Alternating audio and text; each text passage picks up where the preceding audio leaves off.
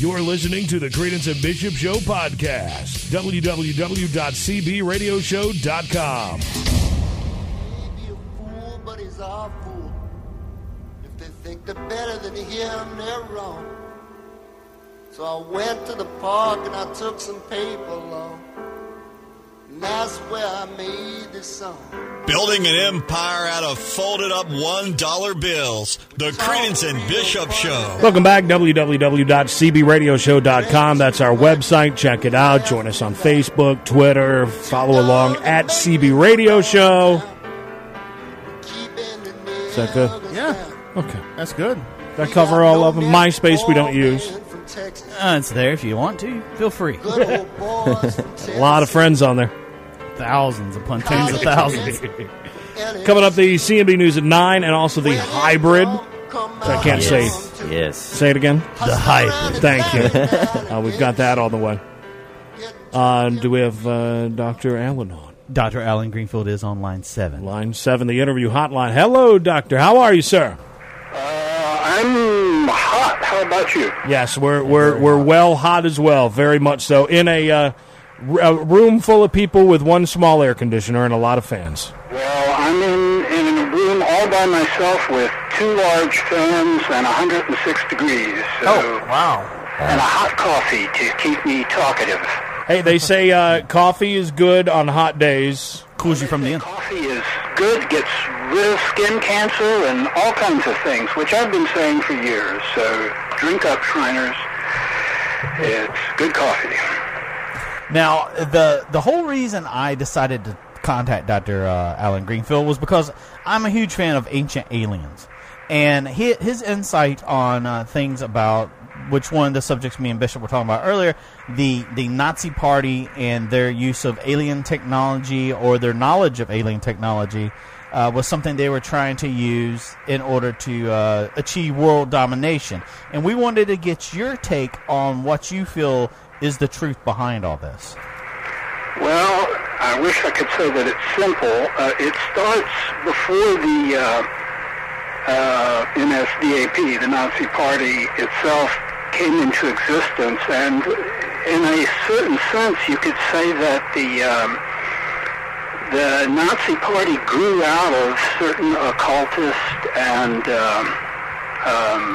similar groups, such as the Brill Society and the Thule Group, which have their origins in the 19th century, came to the fore roughly during the World War I period, which was pretty difficult for German nationalists, I would suppose, and which was in the business of the tracing the mythic Aryan race lineage back to ancient Atlantis, but also involved in a kind of trans-channeling mediumship that produced a lot of information that is very similar to modern, what you want to call it, that more recent UFO communications lore, and has a lot to do with unusual power sources, things today that we would tend to call dark energy or dark matter or chi or prana, but which back then was known as Vril, based on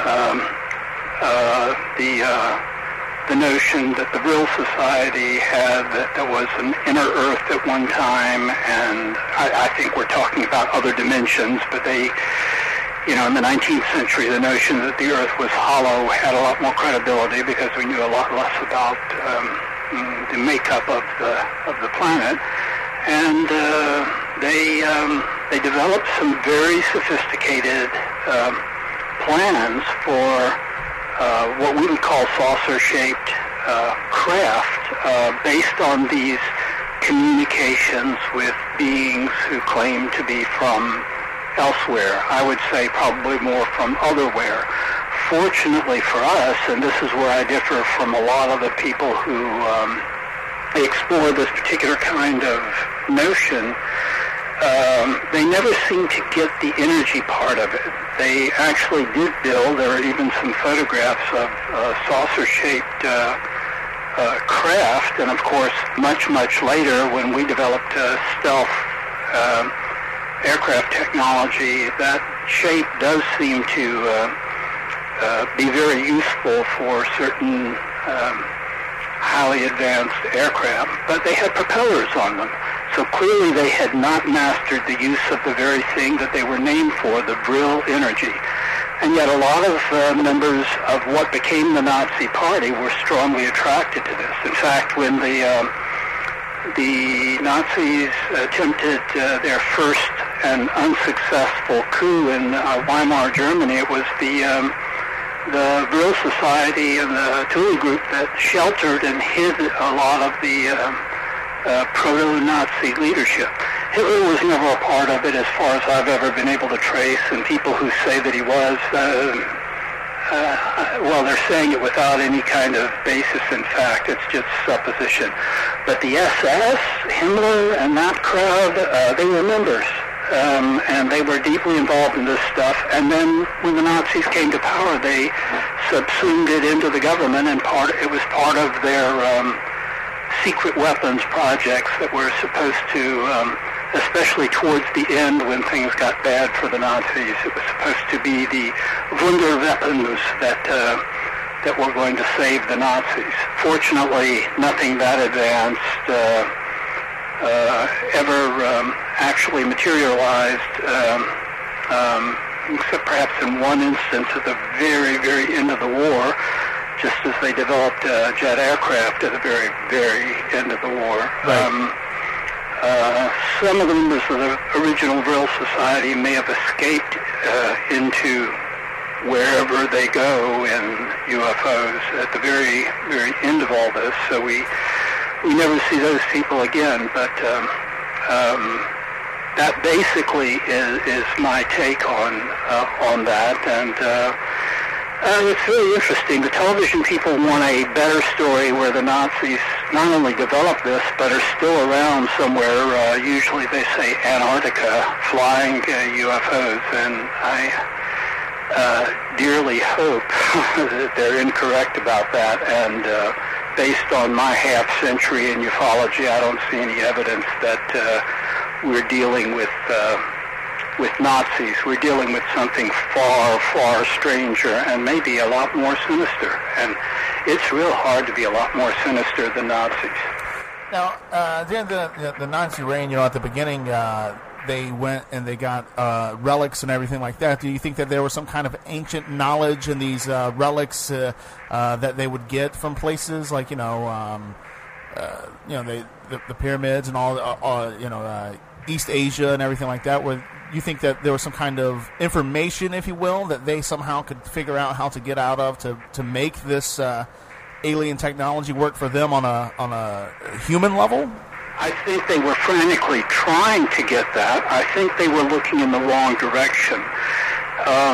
They did indeed have, and this isn't historically disputed at all, they had expeditions as far afield as to Tibet and to, I believe it was Peru, in any case, the Inca culture in South America.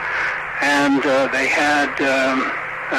among the most interesting was after the Anschluss, after the seizure of Austria, they took into their possession the so-called Spear of Destiny, which the Austrians themselves had stolen from earlier sources.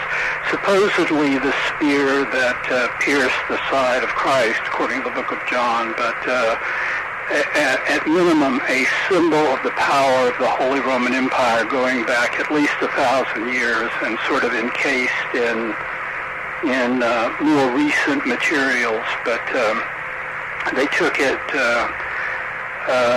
back to Nuremberg, where it had been for years, because I think it contained the very energy that they were looking for. The thing is, they took it as a symbol, like the famous blood flag that they touched all of the Nazi banners and flags to that had been used in their unsuccessful coup in the early 1920s, and was spattered with the blood of some of the early Nazi stormtroopers. They took it as souvenir, an important souvenir, but a souvenir. I think it actually contains a bit of the material that really does emit the Brill energy. It's very interesting that immediately after the war and just shortly before his death, General Patton made a point of returning the Spear of Destiny to the Austrian government, and it sits in Vienna right now. Now, one thing.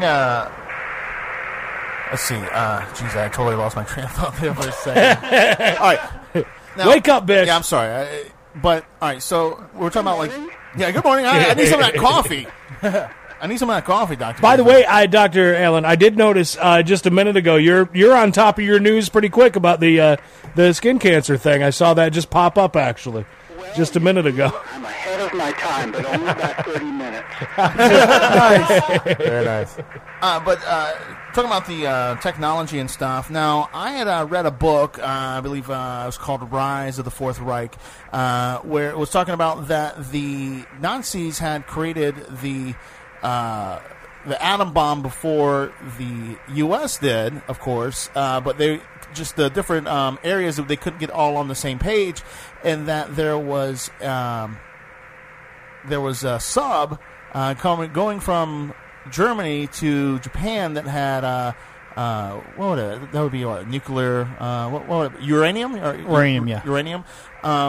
But do you think that they got this the know-how, if you will? Because I've always heard the rumor that the Ark of the Covenant was actually a kind of nuclear weapon or nuclear power of some sort. Was there any connection with those two, or what? No, actually, I think that Nazi Germany was extremely advanced in its nuclear technology. It was a year or two ahead of us. In fact, there is a very, very famous letter that Albert Einstein wrote to President Roosevelt saying, I think the Germans can develop an atomic bomb. Mm-hmm. And I presume there was some level of explanation of what that implied, because until the first bomb was actually tested in the Southwest, I don't think anyone fully appreciated what an atomic bomb really meant. It was just like a big blockbuster, and of course an atomic bomb is a no pun intended, a quantum leap ahead of any other kind of weaponry ever known here. And it was Einstein's letter that got the ball rolling for the Manhattan Project, which, by the way, my late uncle Eugene was a part of. There is, I think, when they were, well, first of all, the reason that you're speaking English and that I'm here at all, since I'm Jewish and presumably wouldn't have been here if the Nazis had won, nuclear bomb or no nuclear bomb. There is reason to believe that the Nazis assumed that the power involved in these flying saucer type craft would be something like nuclear power, and to the best of my knowledge, it's something, Brill has nothing to do with nuclear energy. It's something more like we're just what would now be the cutting edge of physics, and ancient sources like the Eastern notion of prana or chi, or what Wilhelm Reich called orgone energy. It's a very different thing. The term dark energy gets bandied about now, although nobody knows quite what that is. It's just most of the energy in the universe, only we can't see it, we can't touch it, we can't taste it, we can't smell it. I think that that would have been the ticket to make these designs for UFO-type craft work properly. But the Germans had developed a lot of the basic physics. Quantum physics, after all, is a development out of German physics more than anything else. Even Einstein, although I doubt that in the latter part of his life he would have liked to have been called a German. He would prefer to have been called an American, and he came here to get away from Nazi oppression of the Jews.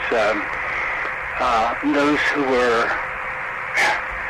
aligned with the Nazis were working on nuclear energy. They got stopped by a number of things. There was a heroic raid by the Norwegian underground, which set back their heavy water experiments, and that probably set them back 2 years on nuclear power. They were very advanced in their rocket technology, and of course, after the war, we basically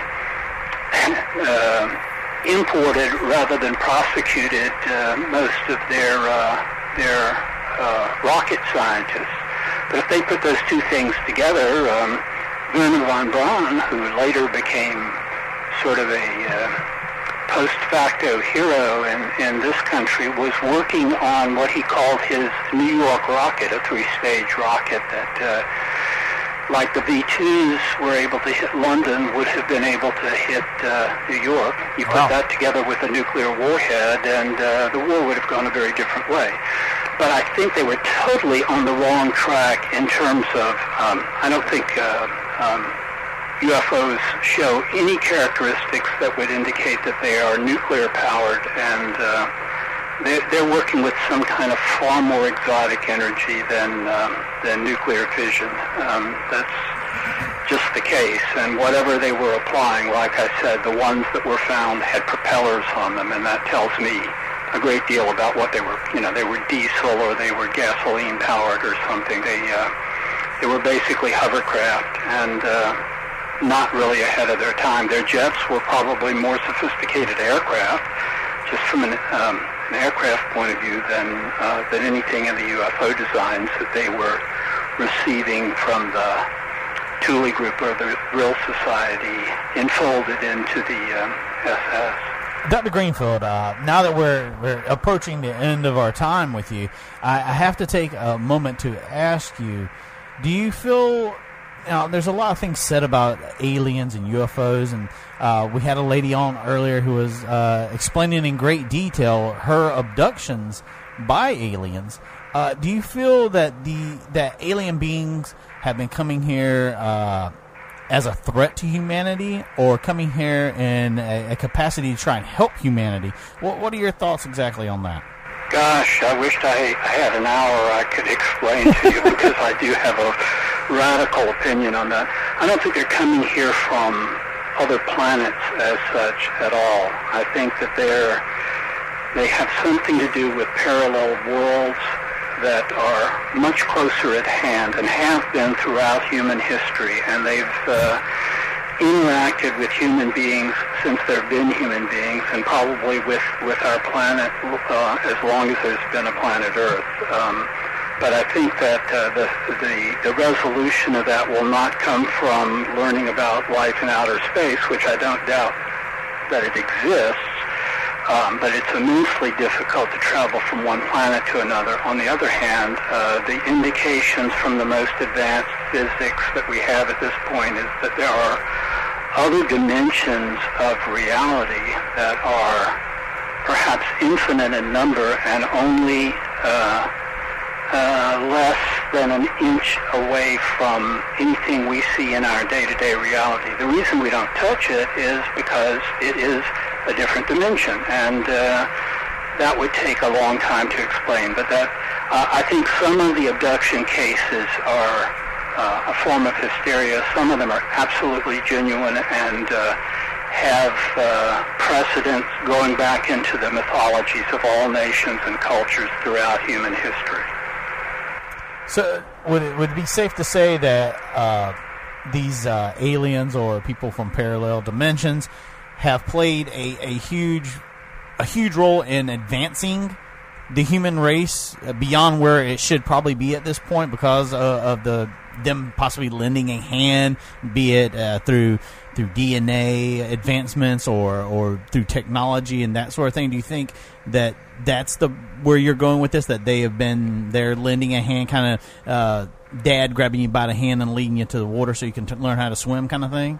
I don't want to ever diminish human beings' capacity to do good things for ourselves, along with some pretty awful things to ourselves. But yes, I think that I don't know if it's done out of benevolence or some sense of evolution, but definitely at least some of these, we have to use the word alien these days in a number of different ways, but certainly non-planetary human resources have taught us a great deal and continue to teach us a great deal, but so to speak from the shadows rather than in our day-to-day activities. And I think that has had a profound effect on human history to date, and I see no reason why that won't continue to be the case on into the future. Indeed, I'm not so sure that their notions of time have anything to do with ours, and maybe the idea of future, maybe they're a good deal better at predicting things than my 30-minute notice on caffeine and skin cancer. Well, Dr. Alan Greenfield, we're coming to the end of our time. Mikey, Bish, did you guys have anything? I guess we're good for the time being. For the time being, but we're definitely going to have him back on. Absolutely. Very interesting talking to you, Doctor. We certainly appreciate you taking the time. And how can our listeners find out more about Dr. Alan Greenfield? You know, I struggled with that one for years because I have this complicated URL, and I have books out there. But the best thing to do is to spell my name and say Google it. It's Allen, A-L-L-E-N, Greenfield, Greenfield. I feel like I'm entering the lottery, you know. But if you Google me, I've been on the internet since before it was the internet, back in the days when it was the ARPANET, so you will find thousands of references. Not all of them real nice, but you know, some of them hit the buttons. So. And you can always get a lot of information right on Wikipedia as well. That's the way I always cheat. Yeah, except I don't know who wrote the Wikipedia piece on me, but it's, you know, take it with a grain of wick. Yeah, absolutely. There you go. Hey, so great to talk to you, and I can't wait to have you on again. Thank you so much. Anytime, guys. Bye-bye. Bye-bye now.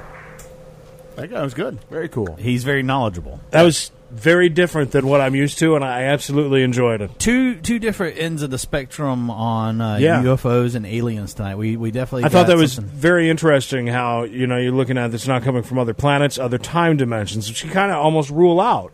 You instantly, you know what I mean? You automatically think these guys are like traveling millions and millions of miles to get here, but really we're like, because the way he's saying it, it's like overlapping. Yeah. Everything overlaps, right? So it'd be like everything's kind of happening coming around here and just stepping in this room. I can go back to your room. I can actually buy that. I really can. Imagine a hotel with just a bunch of rooms. Yeah, and it's all right there in one spot. That's basically the gist of all that. And Bish, this Nazi stuff, of course, way over my head. But definitely your wheelhouse. It was good. No, I was going to talk to him. And Bishop just let me know. He said, "Can I get his phone number for offline chatting?" No kidding. You guys could. They're going to Skype later. Well, why don't you? I mean, why don't you do this someday, Bish? I mean, if you really want to talk to him, set up an hour and go through it and talk to him. Yeah. Do your own thing sometime, and put it up on the site. I was going to say, make sure you do it in here. I mean, yes. Record it, please, for the listeners. Geez, Bish, I got an hour for heck's sake. I don't have all the pool you have, Zach. That's right. Now, Bishop, that will be an hour. Bishop doesn't have an 8-inch penis like yourself. That's right. Phil Verone Jr. All right. Thank you so much for him coming on. Very interesting night. We still got CNB News at 9 and the hybrid. Thank you. That is on the way. I'm sure very important, awesome things. Yes. For that. Many. Rocky to the core. But, I mean, if it's not very good, then I have the things to fall back on, which includes of course. Clay's Facebook thing. Why you should spiral cut your wiener. What? The hot Call dog Clay's thing. Facebook thing. Yeah. Clay's You Facebook can thing. fall back on my Facebook thing. No, Clay said he didn't want to get I to it. wanna He's do it- I tired. wanna He's do it- I'm worked not double at Dollar General. I'm not tired. Creed's got wieners We to have fall that back on. other email. We got all kinds of stuff. We do. We got a lot. I'm just doing a lot. All right, Bish, explain to me this J.D. McPherson. Yeah, I heard him on Sirius a few times, and I thought the song was very good. And then I looked him up on YouTube, and I thought he was a black gentleman. Oh, yeah? But he is a white gentleman, so Uh-huh. I looked up more information on him. He's going to be in Charlotte July 20th. Cool. And I think I pretty much got an interview set up with him. Very good. The PR people got back up with me. I would love to get on some of these artists, Bish, that you and I go back and forth texting about and we get into. Same with Clay. You know, there's a lot of different music. By the way, nothing that Zach would listen to. Maybe. Yeah, right. I don't know. He might like this. It sounds like 60s, Why do you style have to throw rock. me out before I even get punk. into Right? it? You listen to You got crap. racial stereotypes. But no, I would love to have more of these people on. I would love to try and get Lucinda Williams on. Oh, that would be cool. Sometime. Okay, well, I mean, I'm sure that's a possibility, you know? Yeah, Red-Faced Bishop will work on it. Yes. Yes. All right, so possibly we'll be talking to this dude. You say he sounds very black, eh? You know, I might be wrong. You tell me yourself when Okay. you listen to the song. No, we'll listen to it. We'll do that. CNB News at 9. Coming up next, this is the Creedence Bishop Show. Broadcast live worldwide, cbradioshow.com. And as a part of the CMB Radio Network. Any day now. Any day. You may start. Hit it. Hit it, yes. Is that in? Oh, great. News is next. Oh, this was called Northside Gale, by the way. I pull a mad scheme all around the north side. More of the Creedence Bishop Show podcast next, only at www.cbradioshow.com.